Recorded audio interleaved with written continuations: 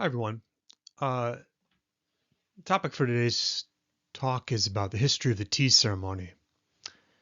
There's a lot one could say about the history of the tea ceremony, and I'm going to be looking at the historical aspects of it, but also sort of the mythology of the tea ceremony, and get into um, really a lot of the legends and myths surrounding tea, and take a very close look at those and see if they're really grounded in reality or not.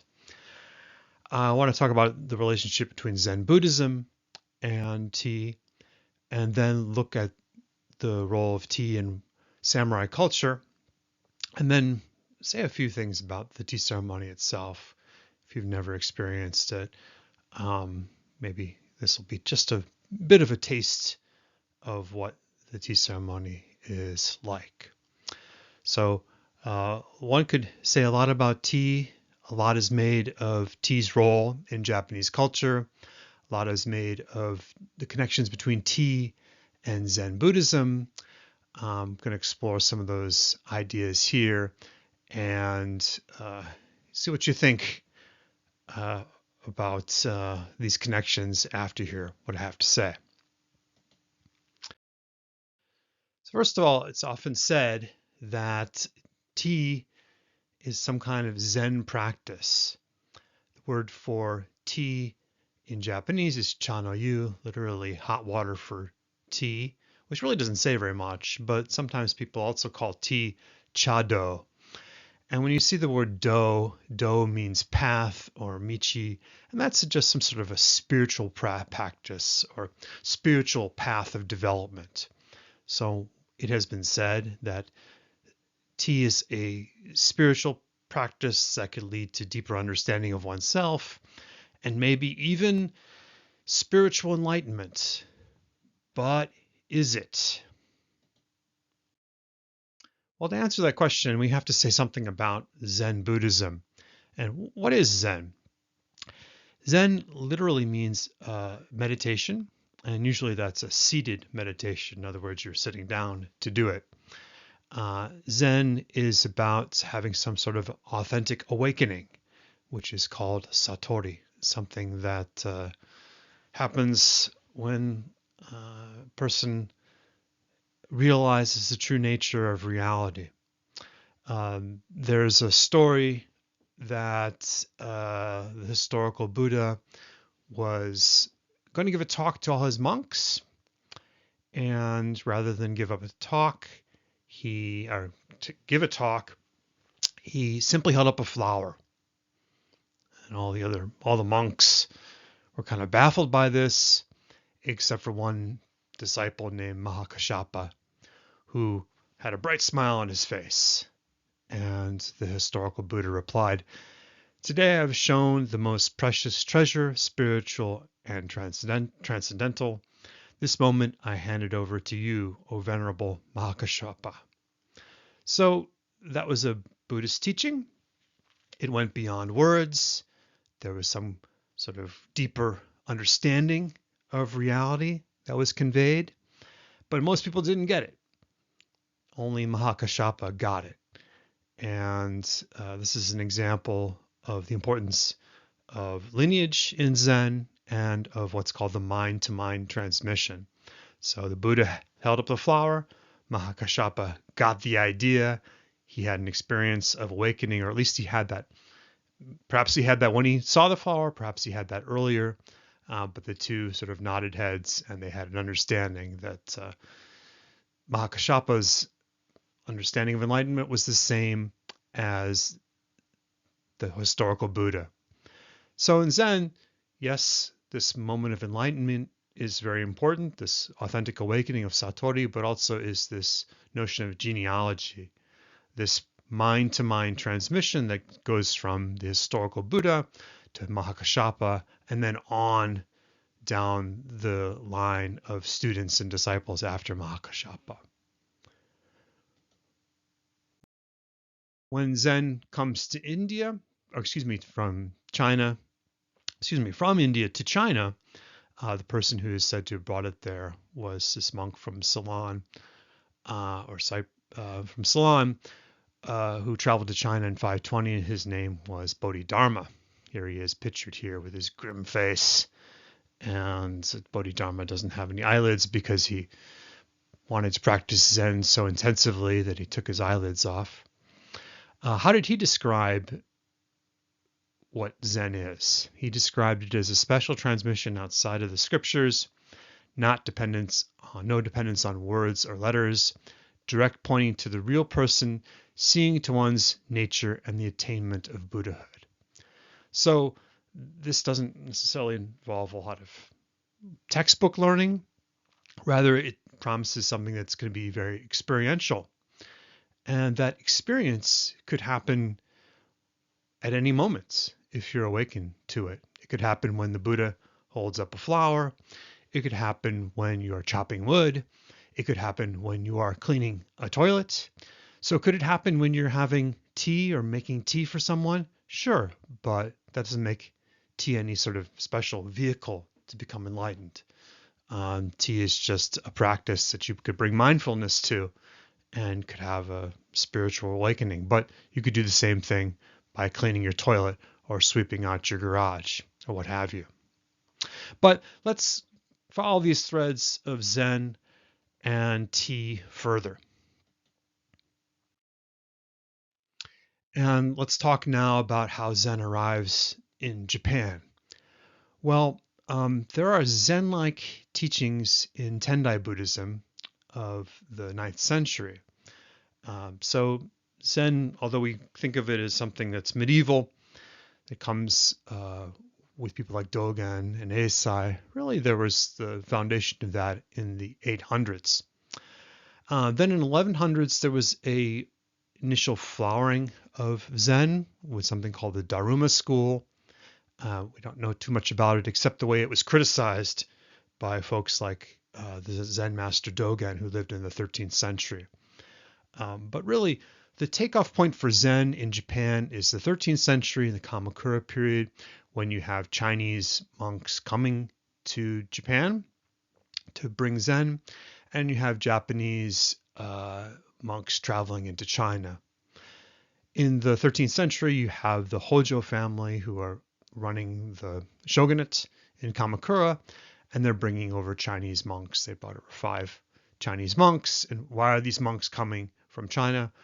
Well, it has a lot to do with what's going on in the continent with the Mongols overrunning things. And many of them are fleeing the Mongols and coming to Japan. So the takeaway from this is that Zen really takes a foothold in the 13th century in Japan, but there are initial sort of beginnings of Zen and meditation teachings that date back all the way to the 9th century. Well, one of the people who is associated with Zen and with tea is a monk named Eisai, who was born at the end of the Heian period in what we call Okayama Prefecture today. He didn't start life as a Zen monk. He was an esoteric monk of the Tendai school. He studied at Enrakuji, and he wanted to go to China to not get Zen teachings, but to get Tendai teachings. And so he visited China. He went to Mount Tiantai, which is supposed to be the home of these Tendai teachings, but he discovered that really Tendai is no longer in vogue. It was actually Zen Buddhism. So he spent some time studying Zen.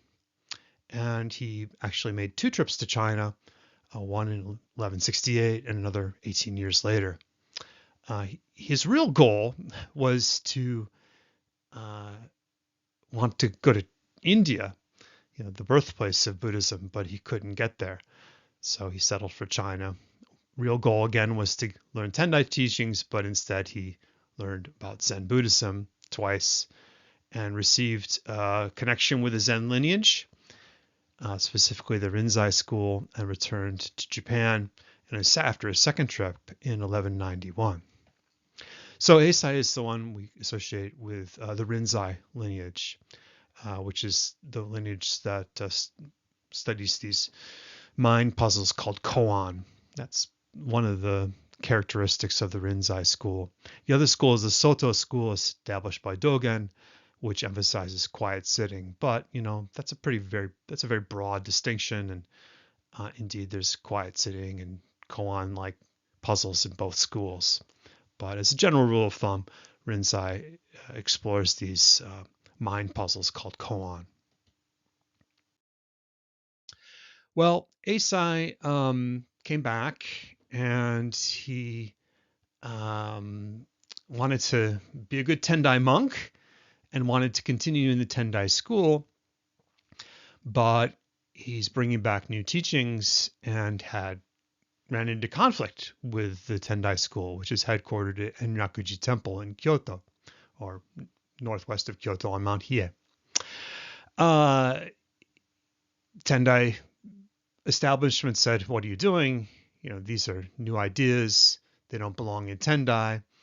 Eisai argued, as a good historian, he said, well, actually, there were similar teachings that the founder of our school did.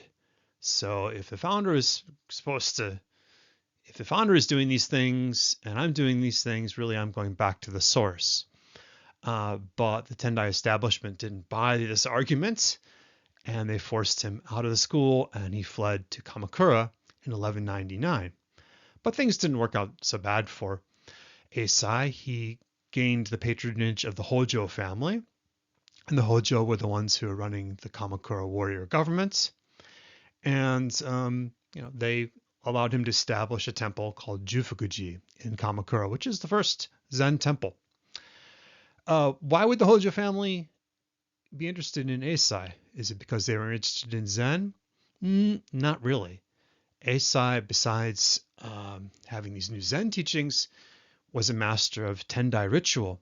And so the Hojo family employed him not to teach Zen, but to do these rituals, such as rainmaking rituals and the like, and perform ceremonies. So he was a very kind of eclectic person. Besides his involvement in Zen, he's doing all kinds of rituals and ceremonies to help the Hojo. And besides that, Kamakura in this period, we go to Kamakura today, it's a lovely place with lots of beautiful temples, but it's really a backwater culturally. And so the Hojo hoped that by patronizing Eisai and other Zen monks, they can lift up the cultural level of Kamakura. A lot of the warriors in Kamakura don't even know how to read. So there's a real attempt to try to compete with the cultural center of Japan, which is Kyoto. And to do that, you bring in new ideas from the continent, and Zen is one of them. So here's Eisai's connection with the tea ceremony. Eisai wrote a book called Improving Health by Drinking Tea, the Kisa Yojoki. And he wrote this book for one of the shoguns, Shogun Sanetomo. And he writes in there, drink lots of tea, and one's energy and spirits will be restored to full strength. Sanetomo was in ill health, and of course, caffeinated beverage helps everyone. And so he advocated tea to the shogun. He also advocated mulberry. He had a lot to say in the same book about how great mulberry was and all of its wonderful properties. But yeah, we think of Eisai, we think of tea for some reason. We forget that he was also a big advocate for mulberry. There is no evidence that Eisai brought tea to Japan from China. On the contrary, tea has been around in Japan since the 8th century, and Eisai probably drank it in Japan when he was growing up. But in this text, the Improving Health by Drinking Tea, he recommends tea as a cure for numerous illnesses, including depression, indigestion, fevers, weak urination, various sores, and poxes. And of course, the most important cure for all, and maybe especially for the shogun, was that tea was a cure for hangovers. Drink lots of tea and one's energy and spirits will be restored to full strength. So here's where Eisai becomes associated with the tea ceremony by writing this text, which is really a health guide for the shogun, and speaks to the health qualities of drinking lots of tea. Um, the travel that Asa did in China, we should reflect on it because in this period, actually before the Mongols took over, uh, China was the most advanced economy in the world. So it's no wonder that folks in Kamakura would be interested in Chinese culture. If we think about the Song dynasty, a lot was going on. There was an economic revolution thanks to early ripening rice. There was advanced coal and iron production. People are using paper money. In the Song period, you have ships from China traveling to East Africa and to India.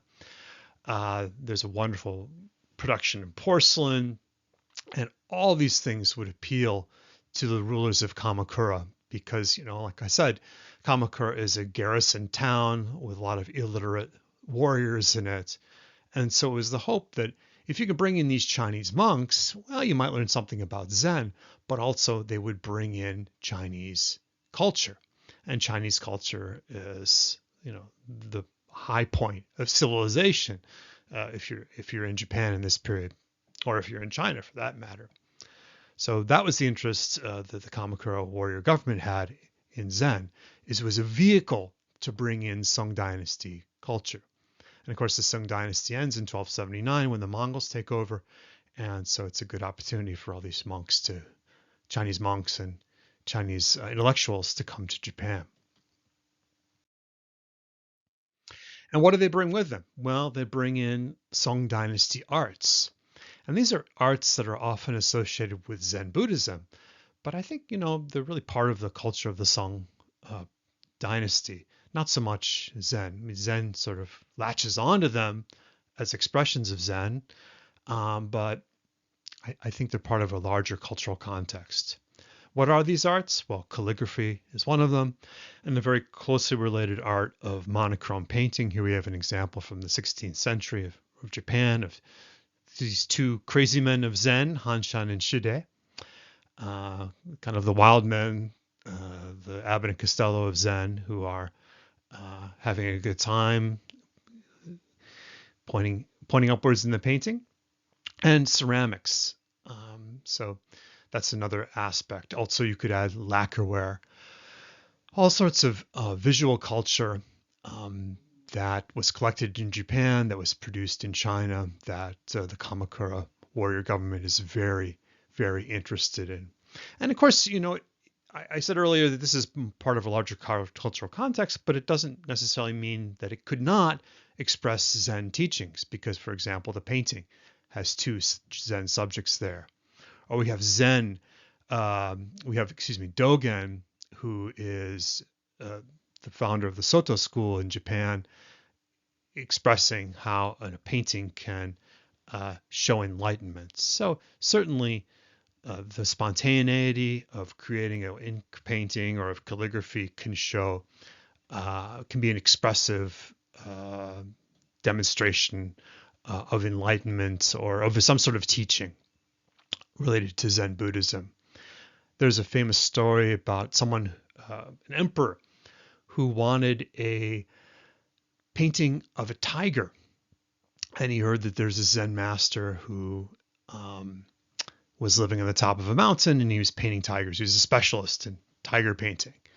And so this emperor of China went to go pay a visit to this master of tiger paintings. And he visited him. He climbed the mountain. He visited him in his hut. And in this beautiful hut, there was lots of these paintings of tigers everywhere. And the emperor said, "I would love to have a painting of a tiger. Can you give me one?" And the hermit painter said to him, "Well, sure. Come back tomorrow. I'll get you a painting." And so the emperor decided he'd come back tomorrow, went down the mountain, came back up the mountain the next day, asked about getting a painting, looked around, wondered which one of them was his. And the hermit painter said, "Nah, not yet. Come back tomorrow." Well, to make a long story short, this happens for a long time. The emperor comes, visits, and the monk painter keeps putting him off and saying, "It's not ready yet. I don't have it. Come back tomorrow." And this is the emperor. He's losing his patience. So eventually he just almost is going to give up and comes one last time, climb the mountain and asks the painter about getting a painting of a tiger. And the painter says, "Oh yeah, I got your painting right here. Oh, just a moment." And he lays out a piece of paper and he grinds some ink and he puts it in an inkstone, takes his brush, he pauses for a moment, meditates, and then paints the emperor a tiger and hands it to him. I'm not quite sure what that story tells us, but it says something about expectations. It says something about spontaneity. It says something about Zen in some way. Maybe somebody out there is smiling about it. Who knows? Moving on. Besides all this wonderful material culture, Zen monks are bringing different foods to Japan. So we have noodles, we have stuffed buns, manju, we have yokan, which was started off as a vegetarian substitute for meat, but later on, with the introduction of sugar in the 16th century, became a sweet. So I can't pass up the chance to talk about the connections of Chinese monks and food, which developed in the Kamakura period, along with all these other cultural developments. Moving on to the 1300s. If we think about samurai culture in the 1300s, the key word here is brashness. So the Hojo were really trying to raise the cultural level back in the 13th century. They were really trying to raise the cultural level of Kamakura. But, warriors are kind of a crude and rude lot. And certainly you couldn't say that they were very cultured in the 14th century. And this term brashness speaks to this. What does it mean in practice? Well, it means that a lot of these warriors were running around in strange disguises. They wore masks. Sometimes they dressed up as outcasts. They wore yellow, for example, which was considered an outcast color. They acted very disrespectful of establishments. They had very bizarre behavior. They threw wild parties, a lot of drinking games. They wouldn't let nothing stand in their way. They burnt down temples if they felt like it. So warrior culture was very brash, and you get a sort of sense of this if you see the costumes of the Noh theater. Noh theater, of course, is the masked theater of Japan, and it's very sedate, very, I hate to say ritualistic, but that's kind of a simple way of talking about Noh. But certainly there are aspects of Noh that are very colorful and bright. And I think that they speak to the brashness of the 14th century. And that's when Noh developed, is in the 14th century. So here's an example of brashness. This is the Golden Pavilion, Kinkakuji Temple, that was built in Kyoto right around the beginning of the 15th century. This is in the northern part of the city, and it's associated with what's called northern mountain culture. And the shogun who built it was the third shogun of the Muromachi line, Ashikaga Yoshimitsu. And this golden pavilion is literally covered in gold. And this was supposed to be modeled after a Buddhist paradise. It was where wild parties were held. So and the shogun in particular was very good at using ritual and using sort of the propaganda of the age to prop himself up and to make himself more important relative to the court. So that's another kind of a brash move. Very gaudy. You could consider this sort of the Las Vegas of medieval Japan, at least this building. And if you travel to Kyoto, you can't see the original building of the 15th century that was burnt down in 1950 by a crazy monk, but you can see a lovely reproduction and its garden setting there. So that's associated with the northern mountain culture, and that really is associated with this brash, in-your-face kind of wildness. And this is when the tea ceremony takes off.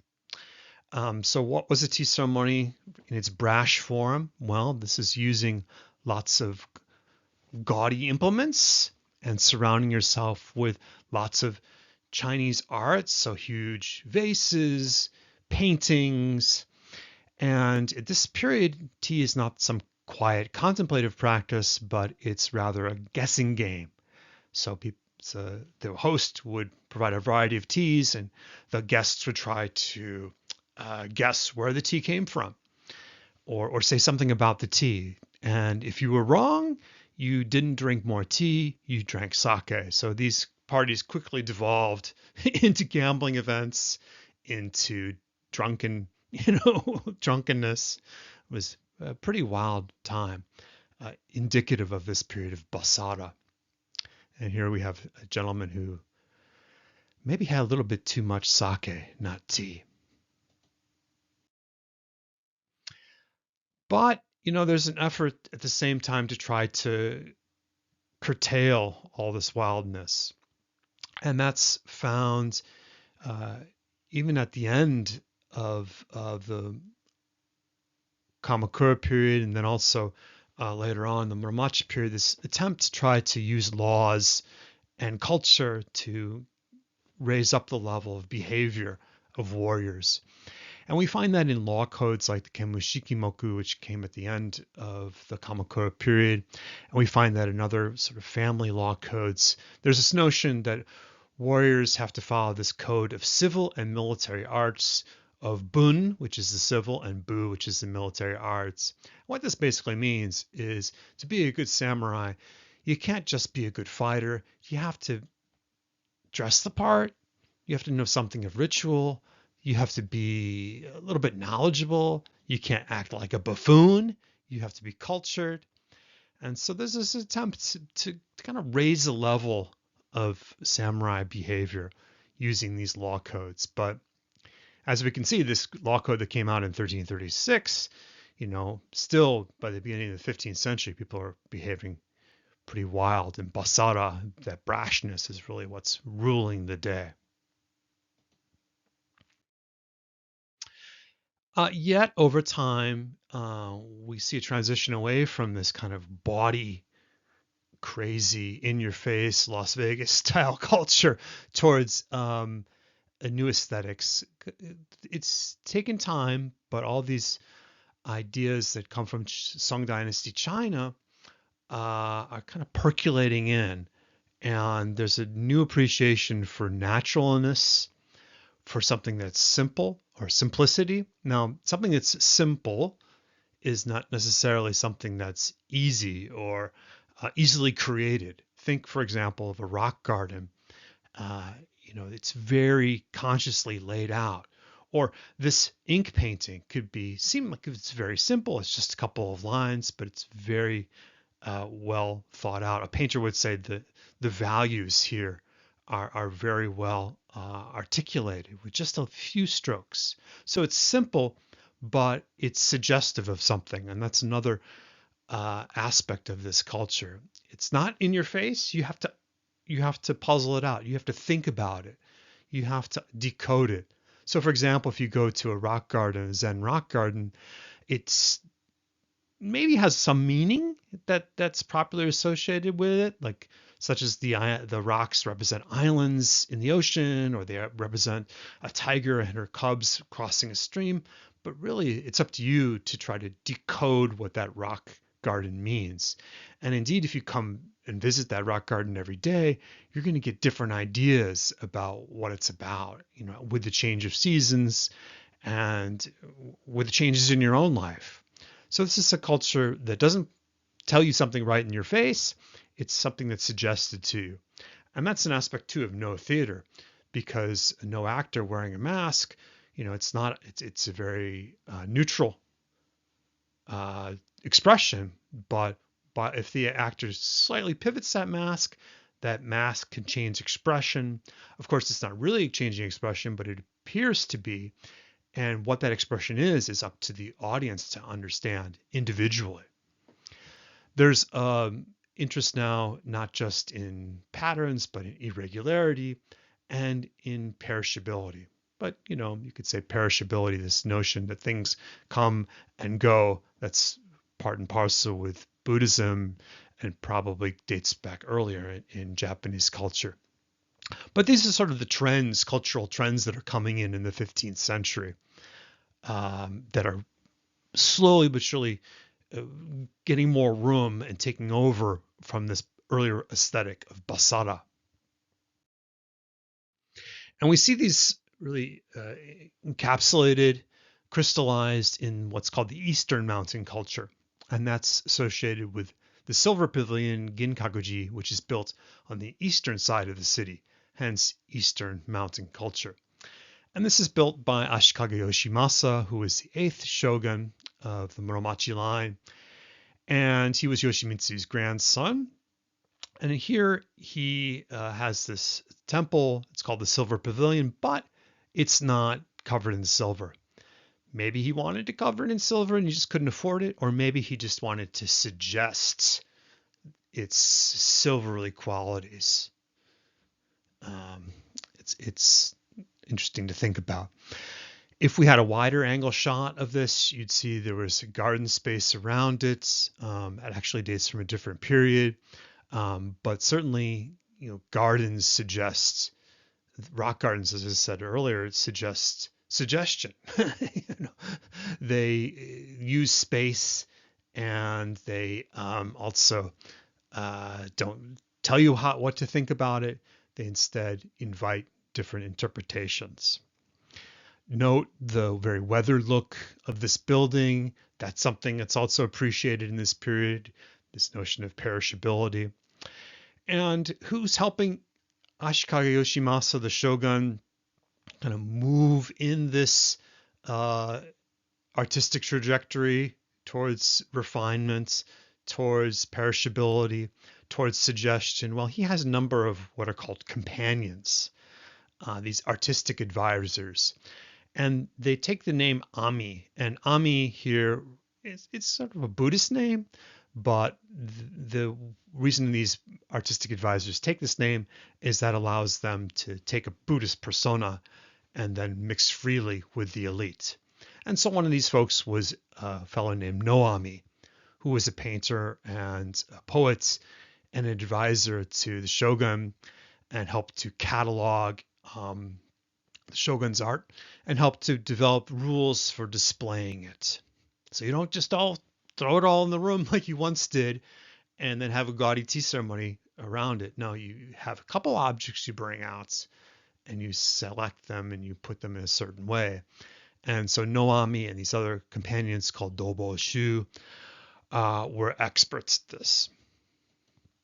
I'm going to have a sip of tea. They use spaces that we associate now with Shoin architecture, and these Shoin architecture refers to a writing or study room based on a room for a monk. And you can see the different elements here. There's an alcove, there's a writing shelf, there's staggered shelves for displaying objects. So really the room becomes a forum for displaying not a whole bunch of junk, but select things. You have a hanging scroll or maybe a flower in the alcove. You have one or two very fine things on the shelves, but otherwise it's very spartan, it's very neat. It's a very it's like an office space that's not covered with a lot of junk.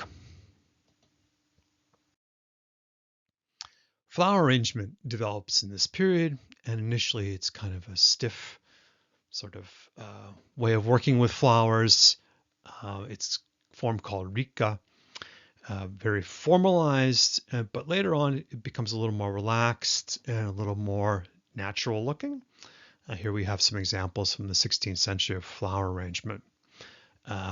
These are rather very formal examples of flower arrangement.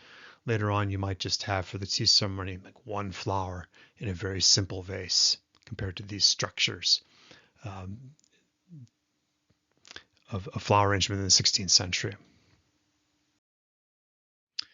So just to say something about the chronology of this period, we're in the Muromachi period. And the Muromachi period from 1336 to 1573, a really, it's a long period, so it's broken down into separate sub-periods, uh, specifically with the Warring States period at the tail end of it. And that is kicked off with the Onin War in Kyoto, which really devastates the city, forces a lot of aristocrats and artisans to leave Kyoto and to go to other parts of Japan, and really marks the rise of these regional warlords called daimyo, who are really dominating the scene in the 16th century. Yes, the emperor is still around. Yes, the shogun's still around, but they really don't have very much power. They're figureheads. And in this period of the 16th century, during this period of warring states, it's these warlords who really call the shots, literally. Amongst these various warlords are several who rise to prominence and begin the process of unifying Japan. There's Oda Nobunaga, who is first of these, and then Hideyoshi, and then Tokugawa Ieyasu. So that gives you a sort of sense of the chronology of this period of warring states, and which is a subdivision of the Muromachi period. And here we bring back tea into the story, because many of these warring states warlords are collectors of tea utensils, and Nobunaga is one of them. He collected tea utensils, he demanded tea utensils, he rewarded his vassals with tea utensils. And here we have a observation by Rodriguez, who is a Jesuit who came to Japan and was just astounded by the fact that some of this tea ware commanded so much money. And Rodriguez writes, they spend large sums of money in purchasing the things needed for drinking the kind of tea which is offered in these meetings. Thus there are utensils, albeit of plain earthenware, which come to be worth 10, 20, or 30,000 cruzados, or even more. Must be a lot of money at cruzado. A thing which would appear as madness and barbarity to other nations that hear of it. So you can't believe that people are spending lots of money on what looks like a dirty bowl or a broken piece of bamboo. But folks like Nobunaga craved it because they're symbols of power.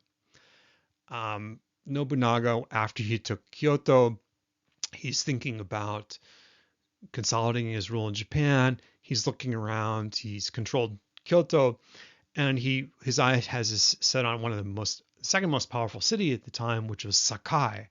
Sakai is near Osaka. Sakai is a very important merchant center. And initially, the people of Sakai didn't want to deal with Nobunaga. Nobunaga demanded a huge sum of money from the people of Sakai. And the people of Sakai were going to oppose him, but then they realized that Nobunaga is one cruel son of a bitch. You don't want to mess with Nobunaga. And so they eventually capitulated. And to sort of smooth things over with Nobunaga, they sent the tea master Imai Sokyu to negotiate. And Imai Sokyu promised Nobunaga that Sakai city would give him some money, but he also sweetened the deal by giving Oda Nobunaga two of his most famous tea implements, a water jar and a container for tea called a nasu. And so that apparently did the trick. Thereafter, Imai Sokyu, who had given these rewards of these tea vessels to Nobunaga, was able to get Nobunaga's patronage and favor, so it worked out well for him. And the people of Sakai were happy their city wasn't destroyed by Nobunaga, who was a really ruthless madman. In this period, we have the rise of folks like Imai Sokyu, who are tea specialists. And if you read histories of tea, oftentimes it's just the genealogy of these male specialists is what you'll read. So you'll read about Murata Juko, who advised Ashikage Yoshimasa. Remember the guy who built the Silver Pavilion? Here's the lineage of of tea. It could go back to Asa, but it could also go back to Murata Juko, who passes on this lineage to Takanojo, who was another tea master from Sakai, who trained Rikyu. So this is the sort of standard history of tea, is that you see there's this genealogy that's created of tea masters that's stretched back into time. But one thing important to note, is these guys are all businessmen. So Takanojo is a businessman. Rikyu certainly was. Sokyu was. They are from Sakai, and Sakai is a merchant city, and many of them are involved in trade overseas, or else they're involved in the production of weapons. So Imai Sokyu produced gunpowder. Rikyu, perhaps, whose name is so associated with tea today, we know that he traded in bullets. So they're astute businessmen. And so this tea was, yes, it could have been a spiritual practice to them. It could have been an artistic practice to them, but it was also good business because it was a way for them to associate with the most powerful people of the age, the warlords, the people who are trying to unify the country, folks like Nobunaga and Hideyoshi. So I'm not going to go too much into the detail of the lives of these individuals. I mean, it's part of the public record, but just to say that these tea specialists are appearing in the fore. And the second point is that when people often write about the history of tea, they just write about the genealogy and the connections of these people. They don't think so much about, them as human beings, in terms of all that they're involved in, the trade relations, the political relations, the dirty dealings that many are involved in. No, instead, what's focused on the most is their sort of spirituality or their artistic sense. And yeah, that they did have that, but they're multidimensional actors too. And we can't forget that many of them sold armaments as well as developed this art of tea. One thing I will mention that's on the slide here is there's this trend of rustic tea, and that refers to wabi-cha. Recall all these ideas about perishability and about irregularity and about suggestion. Well, that comes together in this notion of wabi-cha as something very, the opposite of something gaudy. It's something very almost rural, almost bare bones, almost stripped all down to its most basic elements. And it's not gauche at all. It's very refined. All that sort of elements of Eastern Mountain culture get boiled down, pardon the pun, into wabi-cha. But of course, that's not all that tea is, because although we associate tea developing as wabi-cha, there's that Basara side that reasserts itself. We see that with the warlord Hideyoshi, who was, like his predecessor Nobunaga, very interested in the tea ceremony. He studied tea himself. He gave his vassals famous teaware. He collected famous teaware. He put on displays of his teaware. He was really mad about tea, and towards the end of his life, he was probably mad too. But Hideyoshi, besides perhaps practicing wabi tea, he also had a golden tea room created for him by Rikyu. And they had a very close relationship, but some sort of falling out happened, and Hideyoshi ordered Rikyu put to death in 1591. And of course, this wasn't very good for Rikyu in the short term, but in the long term, it really made him to a martyr for the tea ceremony.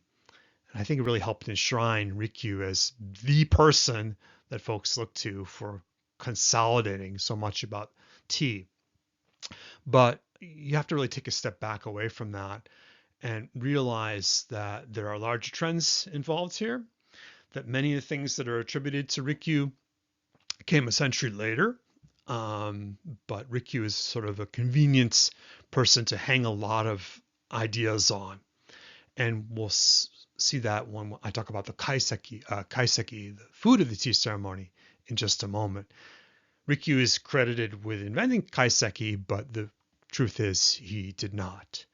But yet in sort of the hagiography of tea, he's given such a prominent place as this sort of martyr to the way of tea. But let's step back from that and look at the facts. But first, let's talk a little bit about the tea ceremony itself, and of course, what is a tea ceremony? Well, tea ceremony can be a very simple sort of affair where you just have tea and maybe some sweets, or it can be almost a full day of tea appreciation with various two types of tea served, a thick tea and a thin tea, a meal served. That meal is called kaiseki, and then sweets and tea afterwards, and it could be quite involved. But I think, if we want to boil it down to what it is, it's this appreciation of the objects of the tea ceremony and of the surroundings. I think that, that's one commonality of all these different versions of the tea ceremony, is that they show an appreciation for surroundings, the objects, and I think also the people involved, the host and the guests. One pays acknowledgement to that. And one pays acknowledgement to all this by bowing. If you go to a tea ceremony, you're going to bow a lot. You'll bow when you enter the room. You'll bow when you look at the alcove that has the flower or the hanging scroll. You'll bow to all the tea implements. You'll bow when the host comes in. You'll bow when you get the food. You'll bow when you get the tea. A lot of bowing. So again, paying your respects, and then also taking a moment to appreciate what you're seeing and what you're being exposed to. So bowing is a good thing, kind of a chance to reset and to take another look at something with fresh eyes. You put your head to the floor and then you look up and you can see things afresh. And one of the things you'll appreciate is the objects that are used in the tea ceremony. And here we have perhaps what Rodriguez is referring to. How he couldn't believe that huge sums of money were being paid for what looks like a broken bowl or some cruddy old flower container. But actually, these are valued treasures that express irregularity, suggestion, all the characteristics of wabi tea, something that is sort of bare bones aesthetics. Not in your face at all. It's very weathered. It's very natural. So here we have a flower container that's attributed to Rikyu. Lots of things are attributed to Rikyu, and here's a flower container that bears his name. There's a tea bowl, Oribe style, and then there's a water container here. And these would be very fine objects. That I don't mean to be so cynical. That's one actually a very nice thing about the tea ceremony, is you have a chance to interact with art. You can see it up close. You can hold a nice bowl in your hands. You can feel its weight. You can turn it over, look around at it, see the front of the bowl, the back of the bowl, look inside, and get a real sense for the art object, much more than you could if you were at a museum. So that certainly is true, as you develop an appreciation for objects and how to handle them, and the surroundings, and of course, the people involved in the tea ceremony as well. Here's some more objects. There's a tree scoop associated with Takenojo, a Shino bowl from the 16th century that I particularly like. I wish I could have that bowl, although I don't collect teaware, but it's still a nice bowl. I'd love to have my coffee in it. And there's one from the early 1600s attributed to an artist named Ninsei. So objects that you would appreciate at the tea ceremony. And of course, what's the tea ceremony without watching somebody go through the elaborate moves and steps to making tea, and it's all very heavily choreographed. Could say a lot about this, but won't. It's just that's part of the artistry. It's sort of like a seated dance in a way. See how graceful the person who's making the tea is when they make the tea. So let's hone in on food, which is close to my heart and stomach. Uh, Rikyu is often associated with the invention of tea cuisine called Kaiseki. However, in Rikyu's time, there was no term called Kaiseki. That there's lots of other words that are used to refer to the food served at the tea ceremony. But Kaiseki was not standard. That was not the standard term. And Rikyu, of course, he made tea food, but we only have about a dozen menus that he created. So it's really hard to judge what his culinary contribution was. It's impossible then to make the argument that he invented kaiseki because it existed before him, and indeed it wasn't even called kaiseki. People were calling it the menu or other terms. Today, Rikyu is associated with wabi tea, of course, this very refined version of tea, and the culinary expression of that is one soup and three side dishes. Yes, there is a menu right here of one soup and three side dishes, but Rikyu didn't just create menus of one soup and three side dishes. He had all kinds of menus that he was making. And frankly, whether these menus were great works of culinary genius or not, I mean, I leave it to you to decide. It's kind of hard to say when we just have a couple of lines of text. Is this taste something that sounds really tasty or not? Again, that's probably a matter of personal judgment, but still, it's not. It's really hard to make the case that he was a real culinary innovator. You could even say maybe he hated to cook, or maybe he didn't even cook. Maybe somebody else cooked for him. He's Rikyu after all. He doesn't have to do his own cooking. He probably has lots of folks in the background helping him out. But what does he make for this menu from 1583 that we find in this tea record called Matsuya Kaiki? And this is for, let's see, the 5th month, 19th day of the 5th month of 1583.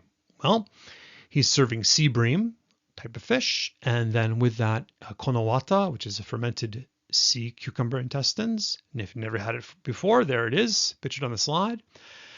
And then he has some kind of dengaku, and dengaku is could be tofu, it could be eggplant, but basically dengaku, what that means is there's some sort of sweet miso on top of something. Then he's serving a soup with greens and quail, and with that would have been rice, except that's omitted. But since probably was part of the menu, he didn't have to write it down, so rice is included. And then take a look at his tea sweets. He's offering a stuffed bun called a manju. We saw a picture of that earlier in this lecture. He's included Japanese nutmeg, roasted chestnuts, mushrooms, and arrowhead, which is a vegetable. Not really sweet. These are all very savory things that he's serving with tea. So that's a big difference between the tea that we have today. One of the great pleasures of going to a tea ceremony, for me at least, is to enjoy the sweets and the great variety of them. But back in Rikyu's day, you didn't get sweets. And one of the reasons is because there's not a lot of sweets to be had. Sugar is just sort of taking off in this period. So that's a major difference. You really can't say that he innovated the sweet part of the tea ceremony. And you really can't say that he innovated, the kaiseki part of it either, if we just have a couple of his menus. So I've written about this in another context. You'll see the reference at the end of the lecture. I just want to make the important point that he did not invent or perfect the foods for the tea ceremony. That's often what you read in the literature, and there's absolutely zero evidence for that. There's a lot of evidence to the contrary, that he was not a very good cook, but maybe that's a matter of opinion. Anyway, konawata, anyone? It's a delicacy. Mm. Here's some aspects of what you might see of a typical tea meal today. Of course, there's the tea whipped up nicely, and then just a little bit of rice and some sort of a soup. And then on that blue and white porcelain, there's some sashimi or a namasu, which is basically sashimi with a little bit of vinegar dressing. And then, of course, the sweets. Tea would not be tea without its wonderful sweets. And that's another reason to appreciate the tea ceremonies. You get to learn about Japanese confectionery culture. So, hope you got something out of the lecture today. A lot of this ideas about Rikyu were in an article that I wrote, which I expanded on in my book, Japan's Cuisines. If you want a really great introduction to the tea ceremony and kind of a debunking of tea myths, then I recommend Christian Sirach's book, Making Tea, Making Japan. That's all for now. Thank you for your attention and look forward to seeing you next time. If you have any questions, please do feel free to get in touch with me. Thanks.